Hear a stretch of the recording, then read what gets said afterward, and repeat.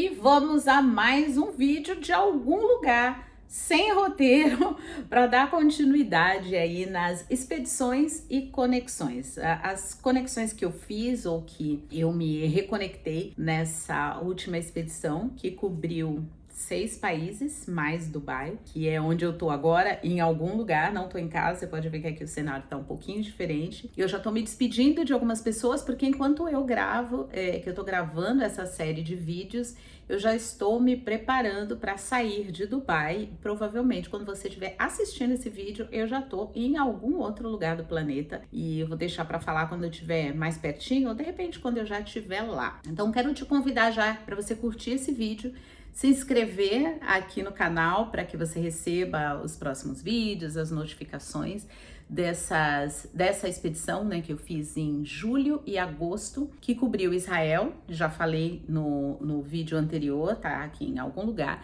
Hoje eu vou falar um pouquinho sobre a Jordânia e as conexões que eu fiz por lá. E ainda tem, até o final de setembro, ainda vou falar um pouquinho sobre, bom, Israel e Jordânia, né? Vou falar um pouquinho sobre a Turquia, vou falar da Inglaterra e da Grécia, e também para fechar da Espanha, tá? Da Espanha acho que são 2 vídeos em 2 momentos diferentes, porque eu tive uma experiência lá em Málaga, né, no sul da Espanha, e também em Madrid, a capital, e essa conexão de Madrid foi bem inusitada. Então eu quero contar um pouquinho como foi esse momento para mim, né, como foram os momentos de viagem, de expedição nos últimos 2 meses. Encontrei meu filho e deixei meu filho lá na Espanha. Então tem bastante coisa acontecendo nesse exato momento, e eu te convido a estar por aqui para você acompanhar e saber o que será que uma viajante do mundo faz entre uma viagem e outra. Enfim, hoje eu vou falar um pouquinho da Jordânia, que foi, assim, hoje é um dos meus, acho que é o top 1, tá,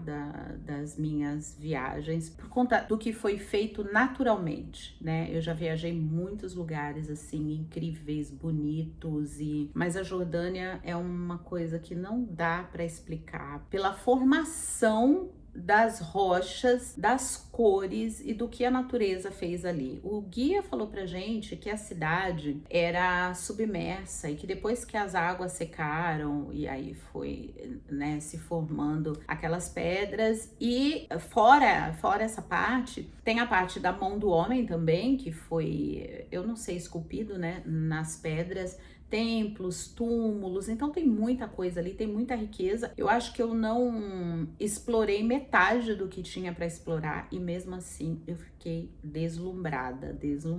Eu fiz 2 vídeos, na verdade, que eu falo sobre a Jordânia. O primeiro eu conto sobre sonhos e um pouco desse sonho que eu realizei. E o outro é um vídeo só com as imagens da Jordânia, então vou deixar aqui em algum lugar, caso você tenha curiosidade de ver. As pedras lá, elas mudam de cor, assim, na nossa frente, a olho nu, elas estão bege.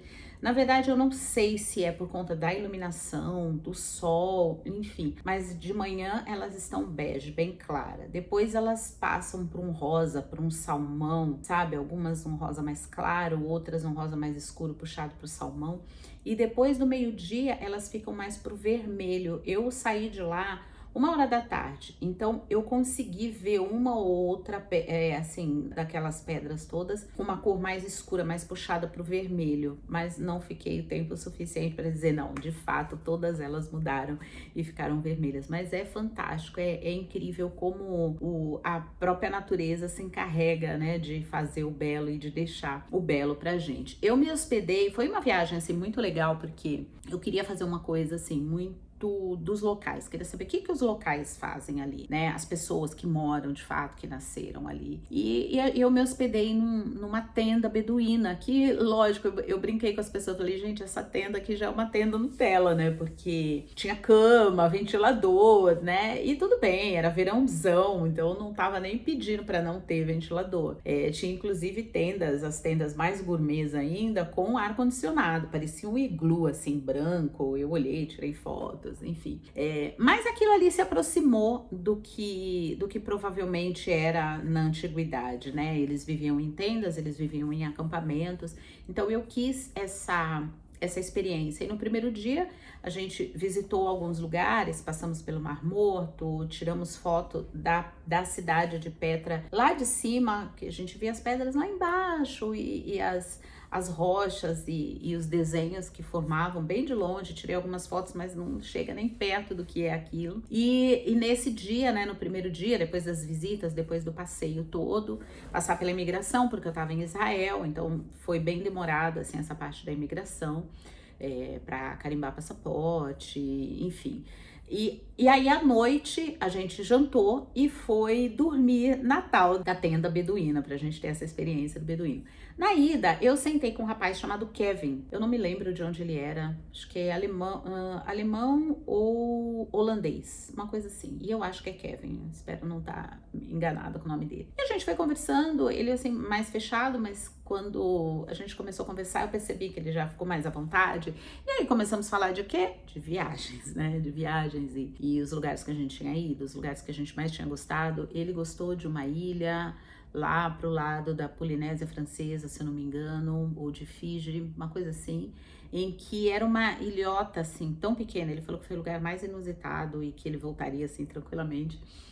Uma ilhota que as pessoas estão como os nativos até hoje, né? Não andam vestidos, né? Andam pelados, não tem carro no lugar. Então foi bem interessante assim o relato dele. E aí a gente falando, quantos países você conhece? E ele falou, olha, eu já perdi as contas, né? Eu tava no meu 32º país, né? A Jordânia foi meu 32º país. E aí eu falei, eu acho que o meu são 32. Ele falou, eu tenho um aplicativo aqui. Aí ele abriu o aplicativo. Ele falou, acabou de atualizar. E a Cisjordânia, que é um território dentro de Israel, ela foi considerada pelo aplicativo como um país. Então ele falou, eu fui. Ela não é reconhecida pela ONU, né? Oficialmente um país, mas lá para eles tem uma legislação própria e eles consideram um país, né? Cisjordânia dentro de Israel, que é a parte árabe, né? A parte palestina de Israel. E aí ele, acabei até ganhando um país, né, com essa história, né, da Cisjordânia dentro de Israel. E aí quando ele me mostra o aplicativo, 82 países eu acho que ele tinha visitado. E eu, caramba, que legal.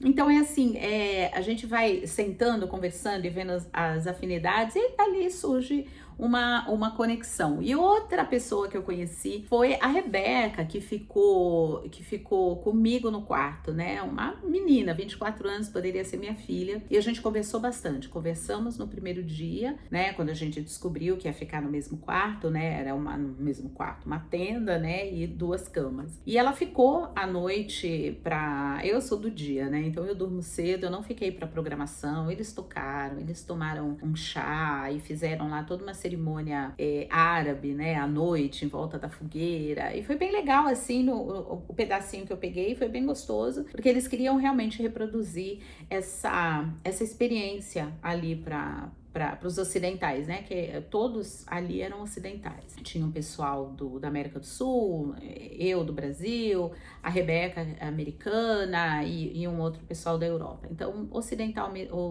mesmo, não tinha ninguém. E eles queriam reproduzir, né? Que eu acho que essa é a coisa legal, né?